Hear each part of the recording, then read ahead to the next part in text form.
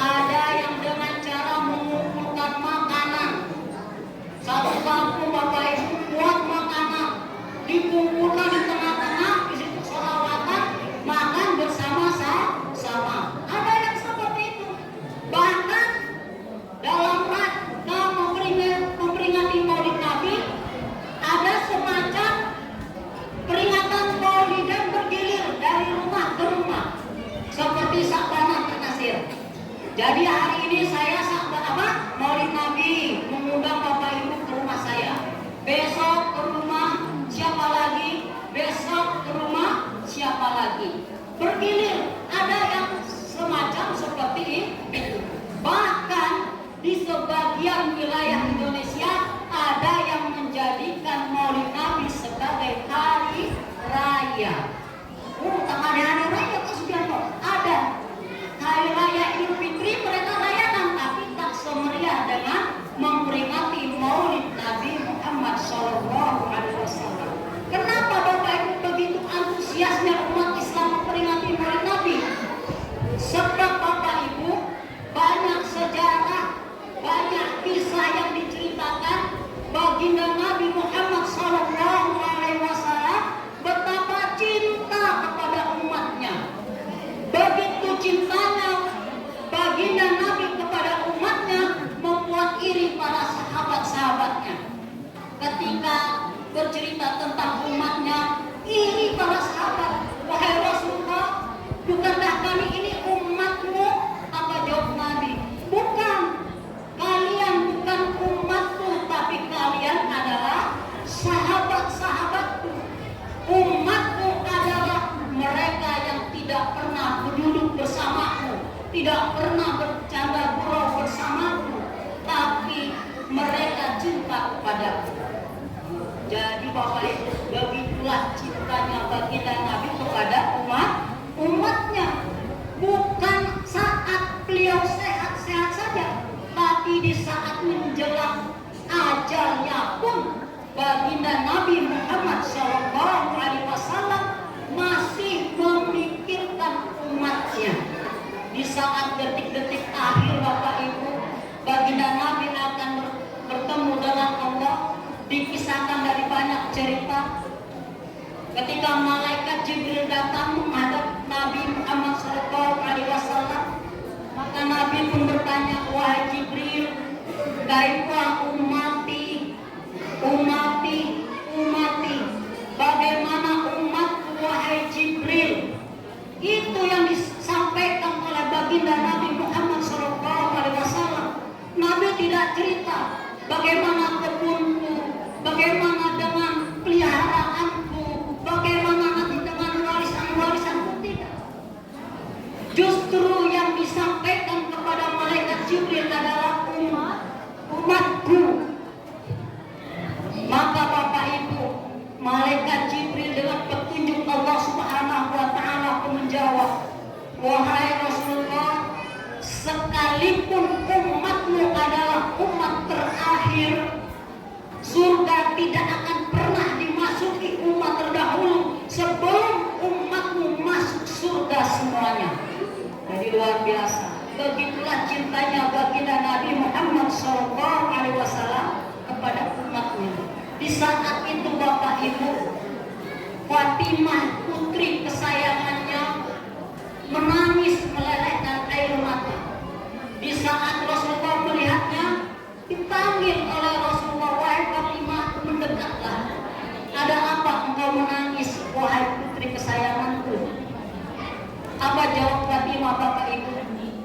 Wahai ayahanda Rasulullah, tidak ada kebahagiaan yang paling bahagia yang bisa aku rasakan, sekalipun surga yang diberikan kepadaku, maka aku memilih untuk senantiasa bersamamu. Tapi aku tahu diri ya Rasulullah, di dalam diriku ini meskipun mengalir darah dagingmu, aku tak akan mungkin bisa bersamamu kelak di akhirat. Maka baginda Nabi Muhammad SAW Bapak Ibu berpesan kepada Fatimah, wahai putriku, setelah ayahandamu ini nanti menghadap Allah, maka selanjutnya engkau bisa menemuiku kelak di yaumil mizan. Jadi Bapak Ibu, Nabi nanti bisa ditemui oleh siapapun di saat berada di yaumil mizan. Apa itu yaumil mizan? Yaumil mizan itu adalah hari pertimbangan amal. Disitulah Bapak Ibu baginda Nabi Muhammad SAW berada.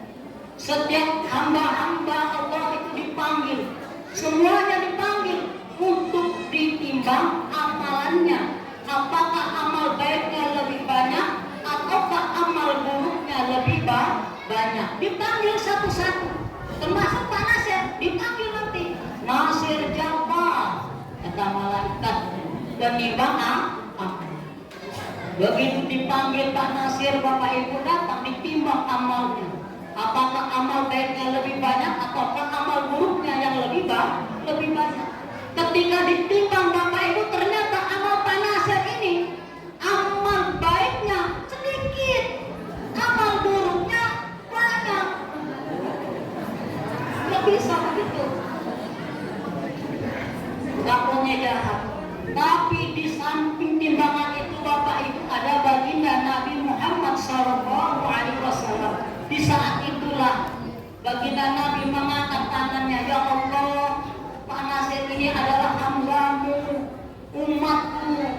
Dia sungguh-sungguh berdakwah, dia cinta kepadaku. Maka hapuskanlah seluruh dosa-dosanya, angkatlah timbangan kebaikannya. Kalau Nabi yang mengangkat, Nabi yang memohon kepada Allah, kira-kira dikabulkan tak Bapak Ibu? Dikabulkan. Maka timbangan Pak Nasir yang awalnya amal kebaikannya cuma sedikit, karena syafaat baginda Nabi Muhammad SAW, timbangannya berbalik, kebaikannya lebih banyak dibandingkan amal buruknya. Maka malaikat menjawab, selamat Pak Nasir, silakan menuju ke tempat selanjutnya. Senang gak Bu? Jangan senang dulu Pak Nasir, masih ada tempat yang mesti dilalui. Apa itu? Jembatan Shiratal Mustaqim, terbentang jauh, di ujungnya nampak cahaya surga, tapi di bawahnya api neraka. Kalau terbentang jembatannya besar kayak Suramadu, tidak apa-apa Bapak Ibu. Dalam sebuah riwayat, jembatan Shiratal Mustaqim itu besarnya seperti rambut dibelah 7. Kecil, sudahlah kecil aja. Tidak semua Bapak Ibu manusia bisa selamat dari jembatan itu, tapi semua manusia wajib lewat itu, termasuk Pak Nasir. Pak Nasir yang melihat orang baru melangkah jatuh, baru ada yang lari-lari jatuh, ada yang meloncat jatuh. Pak Nasir yang grogi, tiba-tiba datang malaikat. Pak Nasir dah saya tuntun. Mau kena Pak Nasir? Ternyata mana yang jadi Pak Nasir itu oleh malaikat. Apa kata malaikat? Ya Allah, Pak Nasir itu kawan saya. Kok bisa kawan dengan malaikat? Dulu Pak Nasir setiap hari Jumat dia selalu menyampaikan pesan Allah. Apa pesannya? Innallaha wa malaikatahu yusholluna 'alan nabi ya ayyuhalladzina amanu shollu 'alaihi wa sallimu taslima. Betul kayak Pak Nasir. Setiap khotib mesti menyampaikan itu. Apa artinya? Sesungguhnya Allah dan malaikat bersalawat kepada Nabi. Ya ayyuhalladzina amanu, hai orang-orang yang beriman, bersalawatlah kalian. Allah, malaikat bersalawat Bapak Ibu. Pak Nasir di dunia dia ngajak orang untuk bersalawat, menyampaikan ketika di saat khutbah Jumat. Sama-sama malaikat bersalawat, Pak Nasir pun bersalawat. Kawan, boleh kata malaikat, Pak Nasir tetap kawan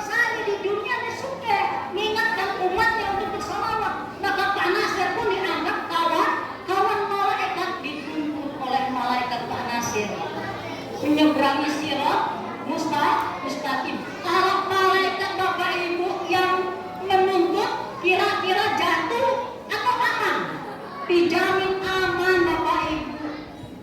Oleh karena itu tidak ada kalimat yang paling mulia, yang paling agung kita sampaikan kepada junjungan baginda Nabi Muhammad SAW, melainkan kalimat Allahumma sholli ala Muhammad wa ala ali Muhammad.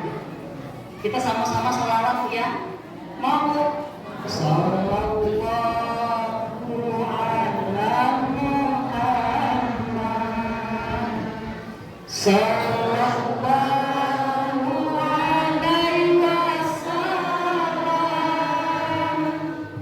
sallallahu ala Muhammad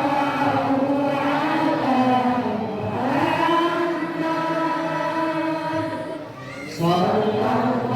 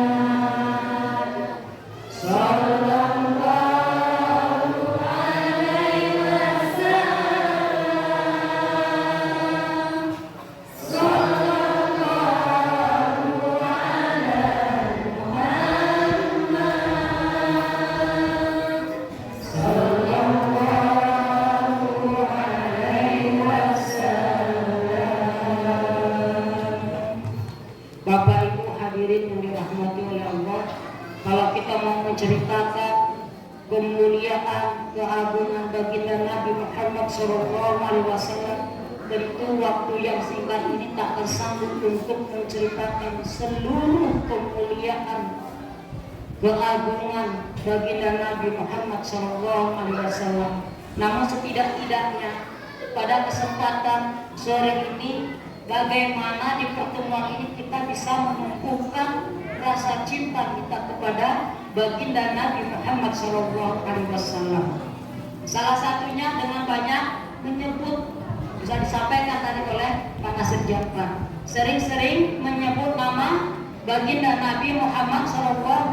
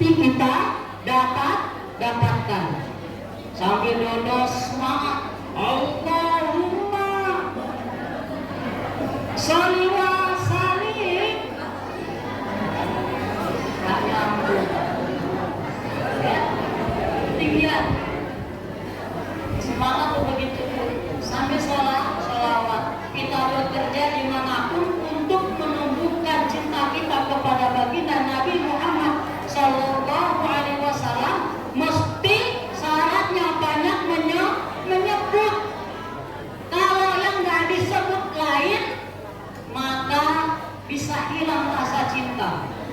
Oleh karena itu kalau kita mengharapkan syafaat dari baginda Nabi Muhammad SAW, kita mesti banyak menyebut bersolawat kepada baginda Nabi Muhammad SAW.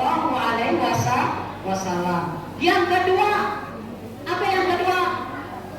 Melakukan apa yang dikerjakan oleh baginda Nabi Muhammad SAW. Ini cara untuk menumbuhkan cinta kita kepada Nabi. Dalam sebuah riwayat Bapak Ibu, ada seseorang datang kepada Nabi, "Ya Rasulullah, telah datang utusanmu." Maksudnya ini sahabatnya ke kampung kami. Mereka menyuruh kami mengucapkan 2 kalimat syahadat. Kami pun mengucapkan 2 kalimat syahadat. Kemudian utusanmu menyuruh kami mengerjakan sholat. Kami pun mengerjakan sholat. Kemudian menyuruh kami berpuasa. Kami pun berpuasa. Kemudian kami disuruh membayar zakat. Kami membayar zakat. Kemudian kami diperintahkan menunaikan haji, kami pun pergi berhaji. Sekarang saya mau bertanya kepada Rasulullah, apakah Rasulullah juga mengucapkan 2 kalimat syahadat? Apa jawab Nabi? Iya, saya juga mengucapkan 2 kalimat syahadat. Asyhadu alla ilaha illallah wa asyhadu anna Muhammadar Rasulullah. Apakah baginda Nabi juga sholat? Iya, saya juga sholat.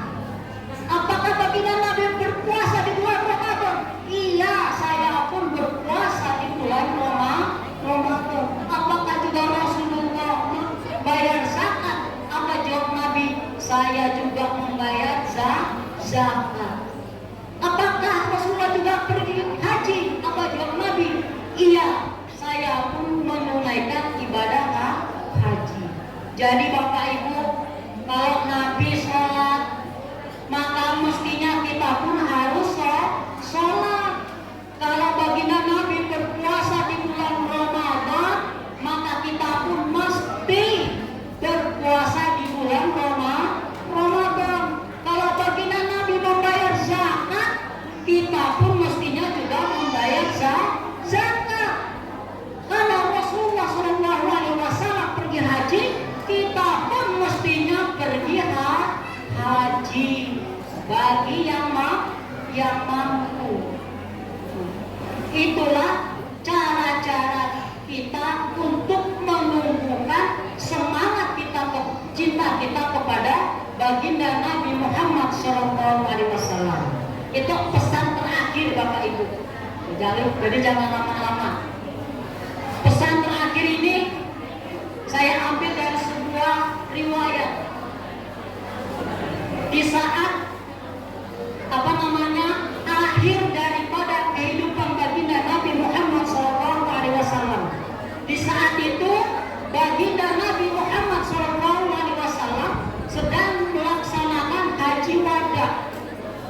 Di saat melaksanakan haji wada itu, maka turunlah wahyu yang diabadikan oleh Allah di dalam Al-Quran, surah Al-Ma'idah ayat 3. Bunyinya, al-yawma akmaltu lakum dinakum wa atmamtu alaikum ni'mati wa raditu lakumul Islam madinah. Apa artinya? Pada hari ini telah aku sempurnakan untukmu agamamu, dan aku cukupkan nikmatku untukmu, dan aku redai Islam menjadi agamamu. Ketika wahyu ini disampaikan kepada sahabat-sahabat Bapak Ibu, sahabat-sahabat semuanya mendengarnya dengan sukacita, bergembira. Kenapa? Masalahnya bertahun-tahun mereka bersama Nabi, bertahun-tahun mereka susah bahagia bersama Nabi, baru di saat itulah baru mendapatkan legalitas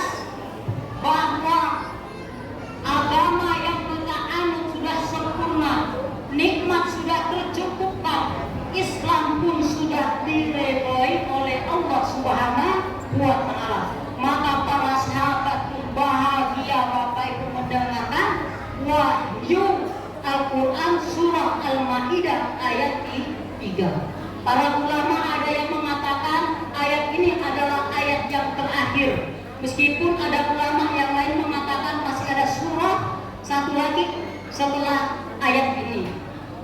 Di tengah-tengah kebahagiaan sahabat-sahabat Bapak Ibu, ternyata ada satu sahabat Nabi yang justru dia duduk termenung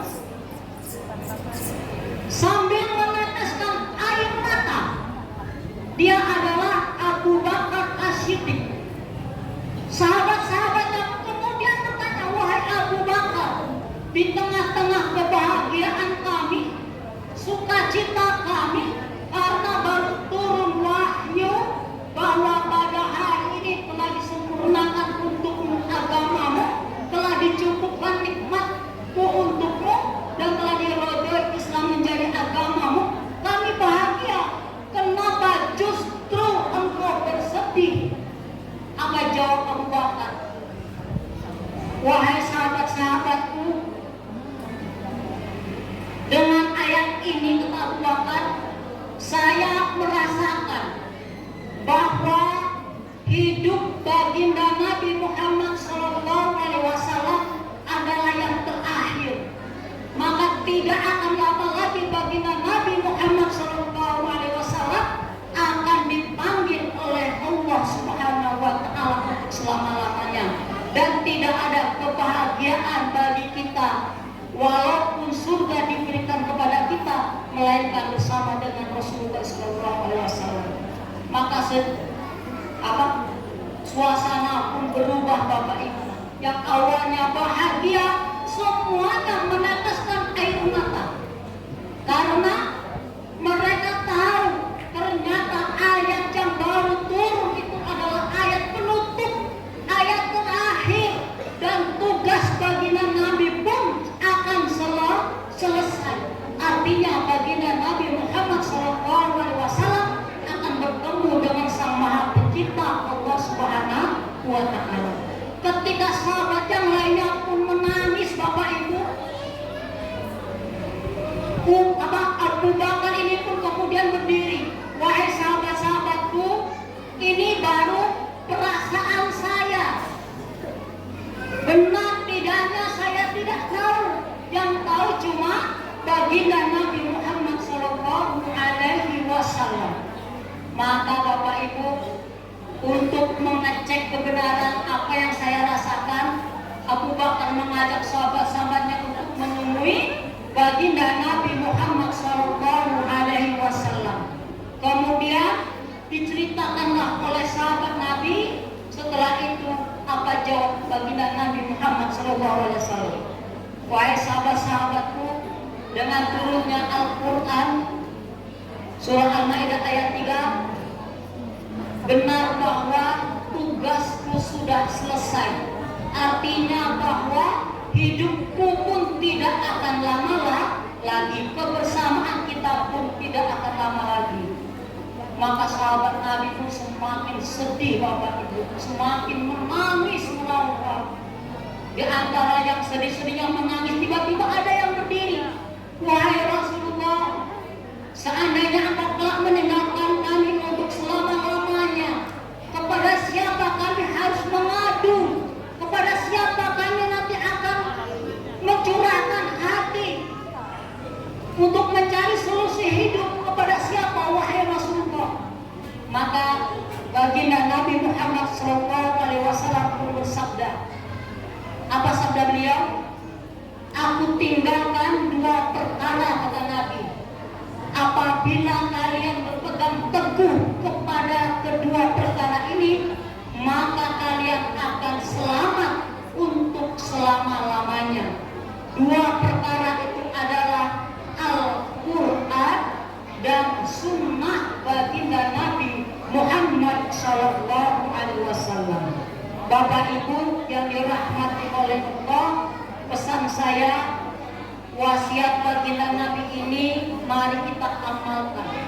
Bahkan Nabi sendiri sering mengingatkan kepada para sahabat, sampai kepada kita, Iqra'ul Quran, kata Nabi, Iqra'ul Quran, bacalah Quran. Saya di yaumul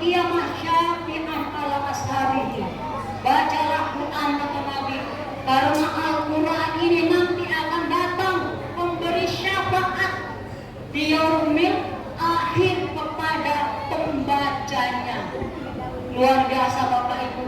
Ternyata Al-Quran yang kita baca, Al-Quran yang kita dengarkan nanti akan memberi pertolongan kepada kita. Sejak kapan? Dalam sebuah riwayat yang sahih Bapak Ibu, pertolongan Al-Quran datang itu saat ketika kita dimasukkan ke dalam alam kubur. Yang pertama kali menolong adalah Al-Quran. Diceritakan dalam sebuah riwayat Bapak Ibu, ketika manusia itu mati, kemudian dimasukkan ke dalam alam kubur. Di saat itu Bapak Ibu, manusia yang mati itu merasakan mimpi buruk.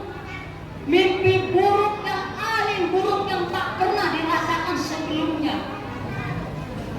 Dan perlahan-lahan Allah pun mengembalikan ruhnya kepada jasadnya.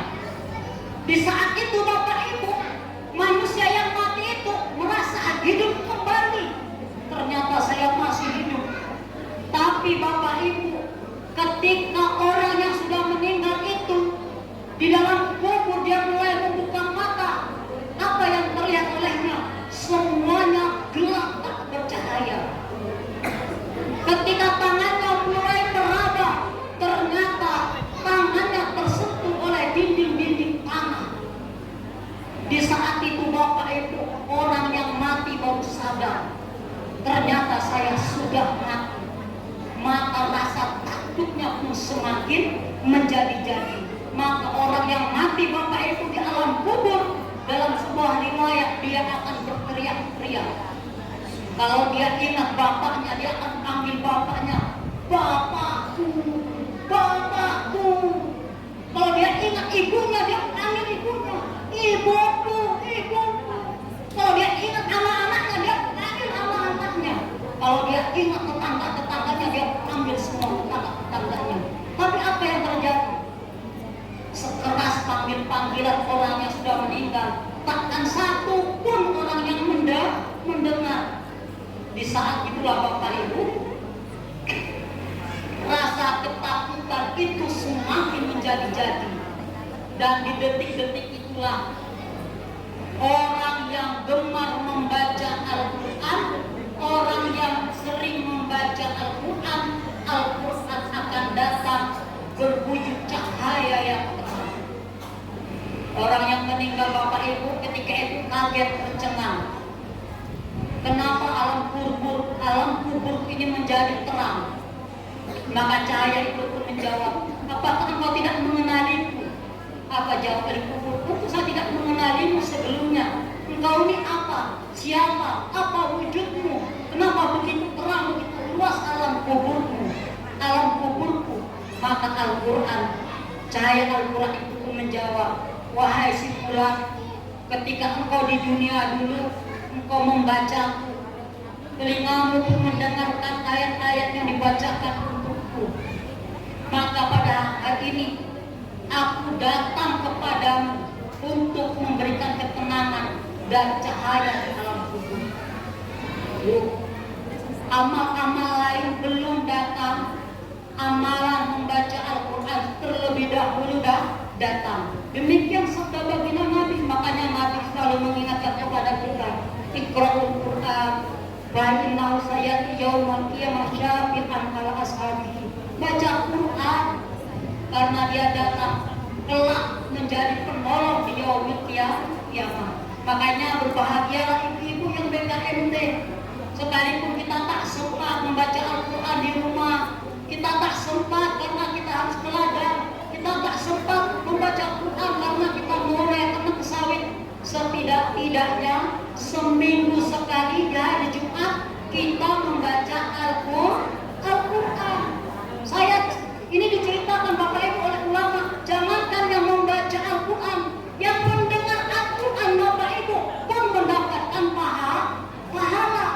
Jangankan yang mendengarkan baik-baik Bapak Ibu, yang mendengarkan sambil ngomong dengan temannya, tapi mendengar pun dapat pahala.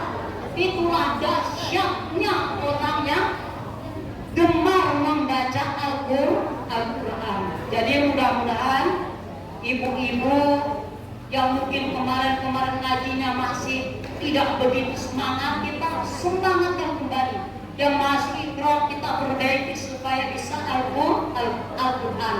Yang sudah bisa bagus ngajinya supaya kita bisa menghafalkannya. Kalau kita sudah bisa menghafalkannya, maka kita bersama-sama untuk mengamalkannya. Bapak Ibu, mungkin tak banyak yang bisa saya sampaikan karena waktu juga yang harus memisahkan kita.